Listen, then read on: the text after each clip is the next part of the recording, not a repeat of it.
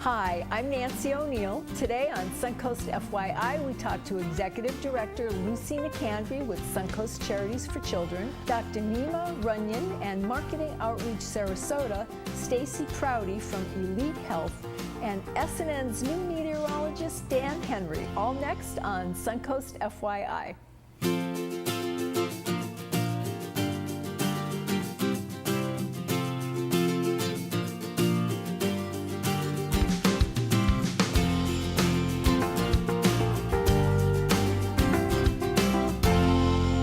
Our first guest this week is Lucy McAndry from Suncoast Charities for Children. Welcome back to the program. Thanks, Nancy. It's great to be here. You're so busy. You're such a busy lady with all of the events and things that you do, but this one is very near and dear to your heart. It's called the Community Harvest Dinner, which takes place at the Columbia Restaurant. Correct. Right? Yeah. Can you tell us how that works and how it started 20 years ago, right? Well, interesting background. Okay. The Columbia Restaurant Group out of Tampa created this promotion 19 years ago, and it's called Eat Well, Do Good. And what it is anybody that eats at a Columbia restaurant throughout the state of Florida throughout the month of September can go in, and 5% of their check, whether it be for lunch or dinner, will go to the charity of their choice, and there are selected charities on the check presenters after their meal. So Suncoast Charities for Children has been lucky enough to be selected, because you have to be selected to be on the check presenters.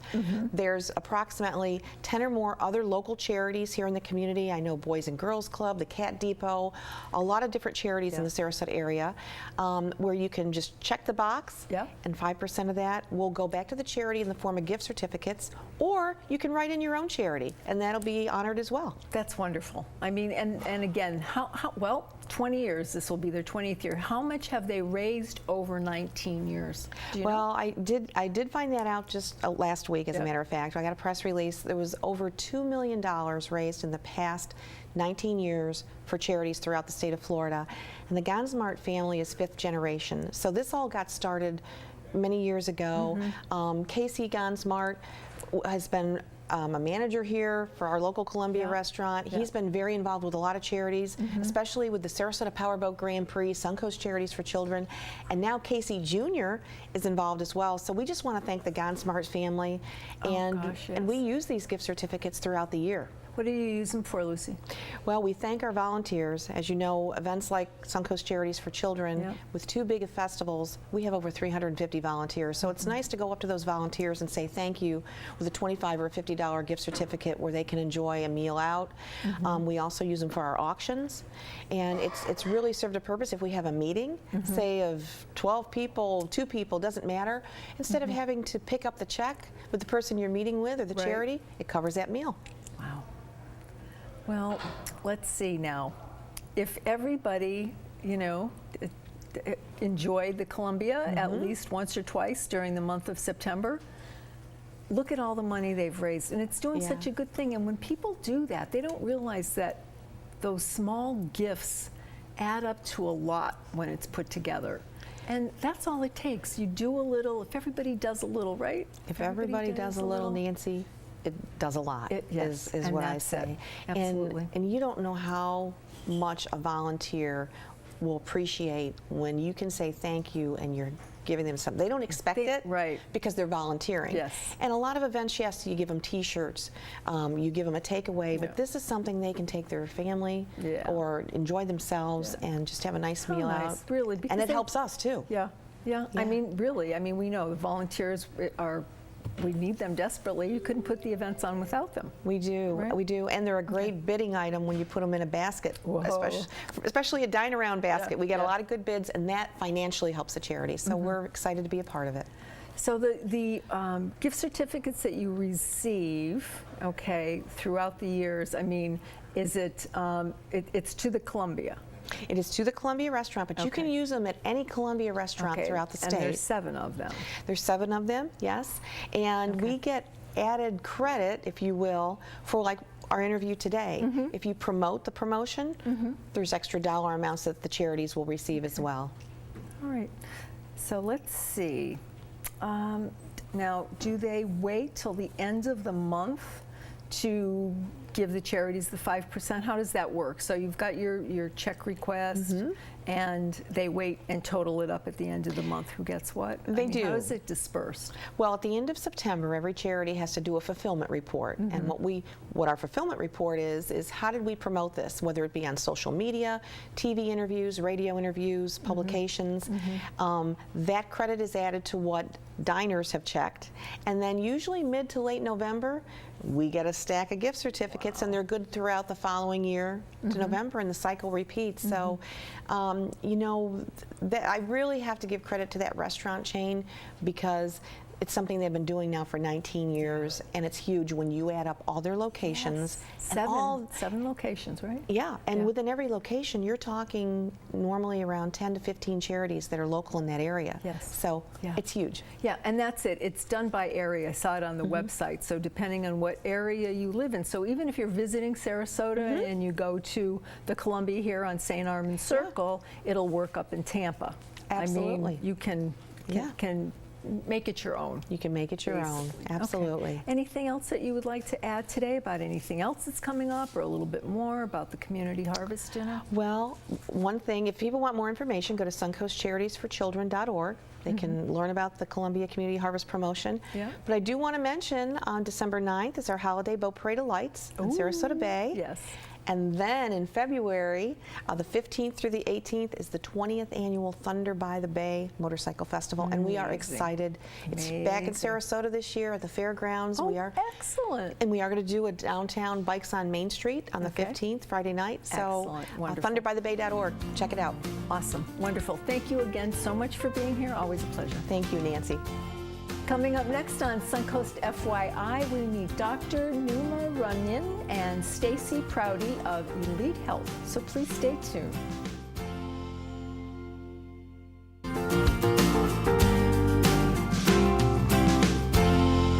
Our next guests are Dr. Nima Runyon and Marketing Outreach Sarasota, Stacy Prouty from Elite Health. Welcome to the show, ladies. Thank you. Nice to meet you both. Nice to meet you. And we've talked a little bit already about Elite Health, but what sets it apart from other medical centers? Well, as one can plainly see, I've been around the block. Oh, stop. Several times, 3 or 4 at least. As a doctor? As a doctor, Okay. I've been in practice settings from acute care, intensive care, medical wards, and mainly outpatient care. Okay. And in all my 30 years, I've never seen anything quite like Elite Health. Okay. And it's one of the reasons that drew me to Elite Health, because it is very much in line with my practice philosophy, and it's a innovative, forward-thinking, unlike anything you've ever seen before in a medical office. Well, you have, your tagline is medical revolution. It is. It really is. Yeah, this is the welcome to the medical revolution. What is that?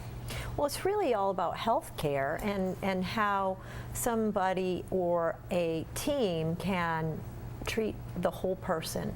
And Dr. Runyon has this superstructure in place with Elite Health to be able to harness things like technology, a team that does insurance verification off-site, so no phones ring within our center. Dr. Runyon can spend a lot of time face-to-face with the patient talking about not only medical concerns, but what about our wellness center? What kind of prescriptions we can make there? This is important to me because I think that when you think about patient care, optimizing wellness, you need to think about the patient as a whole, not just the physical, but there's a mental, there's a spiritual, and there's an emotional component. Absolutely. In our center, the minute you walk in the door, you see that we have a wellness center where you can be informed.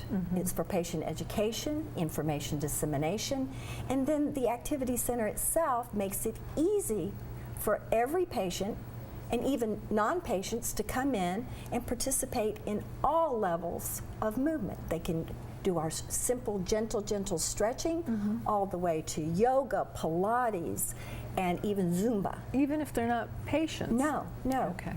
All comers are welcome. Very minimal fee. You can't beat it. Okay. But this is very vital, I think, to everyone's wellness, that they come in, they move, Yes. they are So interacting important, yeah. with other people, that they have some sort of a connection. We are really wanting to address every aspect of their wellness and their care. And interacting with people really is so important, especially as we age. Yes. So, right? Yes. Now, Yes. you've been based, the healthcare, Elite Healthcare is based in Miami. What brought you to Sarasota? Well, Sarasota is our first satellite office, and it was Humana who said to Elite Health, you guys are managing our patients so well in the Miami Broward area. We really need you in Sarasota. Wow. We think your model is needed in Sarasota, and we think that the Sarasota County residents will be very receptive to this because it's different, it's innovative, it speaks to what they want and need with our, especially with our plus 65 base of retired folks here. But do you see people of all ages, or is it just older people? Well, it's any adult, so that's traditionally anyone over 18. Okay. All adult. Okay. So when they come in, do you give them a tour? Do you show them what their Absolutely. options are? Absolutely. I know you have different packages, and I know you have a senior VIP package, or program. I'd like to speak a little bit Sure. about that. The Elite Health difference is in itself for anybody coming in, state of the art, diagnostics all under one roof, blood draws all under the same center, with access to allergy testing, access to ultrasound and x-rays and micronutrients. We can look at the person and provide what they need in one place. But up and over that, with our senior VIPs, one of the things that they discovered early on is that people miss doctor's appointments who are older and maybe aren't not getting to drive to them or relying on somebody else to drive them. We provide transportation to and from our office for visits, for testing, blood work, whatever it might be. But beyond that, we provide transportation to any place that Dr. Runyon feels that patient needs to go. And you call them, give them reminders so that they don't forget. They know you're going to show up. Precisely. Right? Yeah, we've got a robust superstructure, a call center that does all of the reminders, all the scheduling of transportation. We have a 24/7 nurse hotline that triages calls from anyone who could possibly have a problem at any time of the day, so they don't just head to the hospital, Right. but they actually find out, well, what could I do at home, or could we send our medical assistant out to assist that person with whatever's going on with them, all the way to doctor's visits at home. Excellent. Anything else you'd like to add before we close today, Doctor? Well, thank you. I just want to invite everyone to come and see our Elite Health Medical Okay. Center.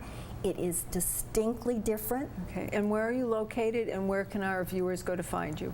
You have a website? We have a Stacey? website. Okay. It's elitehealth.com, and we're in Midtown Plaza, right next to the Davidson's Drugs that's been there for 60 years. There you go. Right off of, is that Beneva? Bay Vista and 41. Bay Vista and 41. Okay, well, there's another Davidson's I'm thinking of then, but thank you for clarifying that. Sure. Thank you both so much for being here. Pleasure meeting you both. Thank you. Nice to meet you.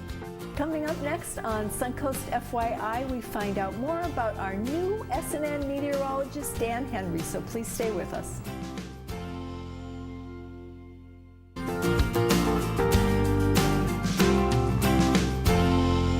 Our last guest is meteorologist Dan Henry, who recently joined the SNN weather team. Welcome to the SNN family. Thank you. I appreciate it. It's great to be here. You have been doing a fabulous job, and I'd like to start by saying you and the rest of the team, both Justin and Marco and everybody else who supports you, did a wonderful job during coverage of Irma. So we really appreciate all your diligency, being on the lookout for all of us here. Well, thank you.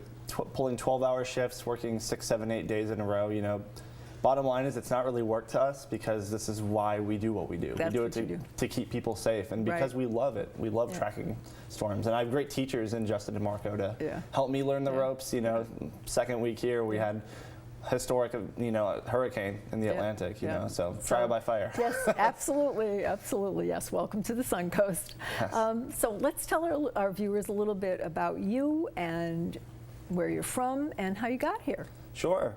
I'm from kind of all over the place. I lived in Michigan till I was about 14. Actually went to high school right here in Sarasota. Interesting. I'm a Riverview High School grad. Go Rams. Yes. Yes. I played in the tennis team there, big tennis player, so Sarasota was great in that respect because, I mean, how can you ask for better weather, you know, other than when it's hot and humid, of course. Yeah. And are we coming out of that soon? Yes, actually, it really gets a lot cooler right around the third week of September usually. It's like a faucet that turns on right in the early part of June. Excellent. And then turns right back off in the late part of September. All right. So. Okay. So how did you become interested in meteorology? Well, apparently, I didn't really like coloring books when I was a little kid, and I would draw hurricanes. Really? Like freehand draw, you know, with the red for the highest winds and then the orange and the yellow. And where did that come from? I mean, just that was it? I mean, all of a sudden did you see a hurricane when you were growing up on TV? I mean, did you watch the forecasts and you thought it was a cool picture? Yeah, you know, a Michigan kid being interested in hurricanes, it doesn't necessarily make sense right off the bat. But they always fascinated me, you know, I guess just because there's so much interesting to me about a hurricane, how it forms, why it forms, just everything about it has always been interesting to me. So, can you tell us a little bit about that? How do they form? How do they start? Well, so first you have to start with some sort of initial disturbance, a tropical wave of some sort. Usually they begin as a low pressure system over Africa.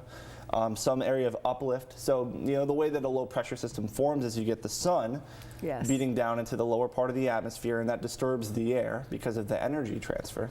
And eventually, because the universe wants to equal itself out energy-wise, high pressure and low pressure, you know, interact, and then eventually the winds start to swirl around a low pressure center. Okay. Now, is this over water, though?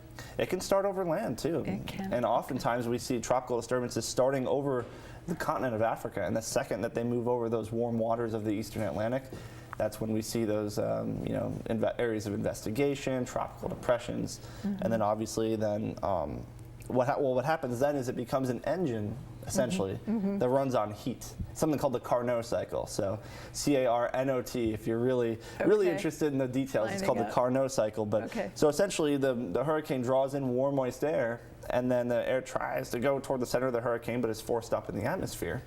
Changes in energy occur that basically result in this, you know, the air never really makes it to the center. Okay. So it's sort of like a record spinning with the amount of energy, you know. Okay, and that's where you get that dead calm in the center because there's nothing there, right? It's like a vortex of some sort. Yeah, there's actually sinking air, subsidence in the eye of the hurricane, and it leads to, you know, calm conditions. In the past, people would think that the storm was over when it was only halfway over. And of course, now we have satellite imagery to show us all the, you know, nooks and crannies, but yeah. What's the most difficult part for you in forecasting? Oh, well, just how easy it is. Oh. No, it's very difficult to forecast, obviously, because the atmosphere has, you know, seemingly infinite number of particles in it.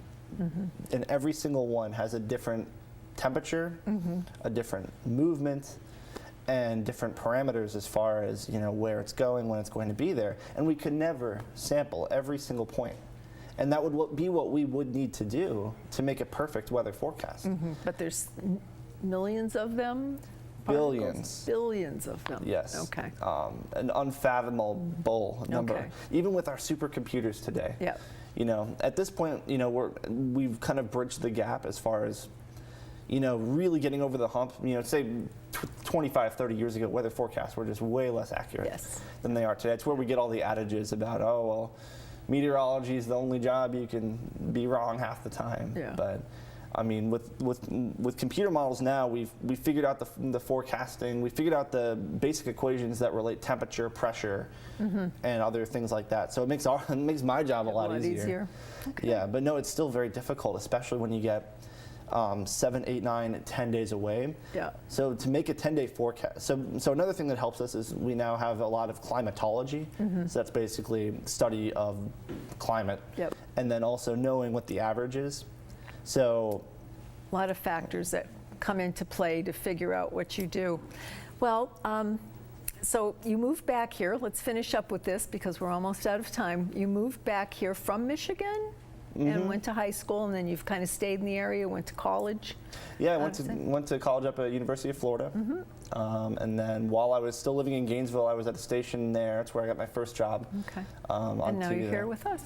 Now I'm here with you. Yeah. Awesome. Well, thank you, and we'll see you around. Okay. For sure. Thank Thanks, you. Dan.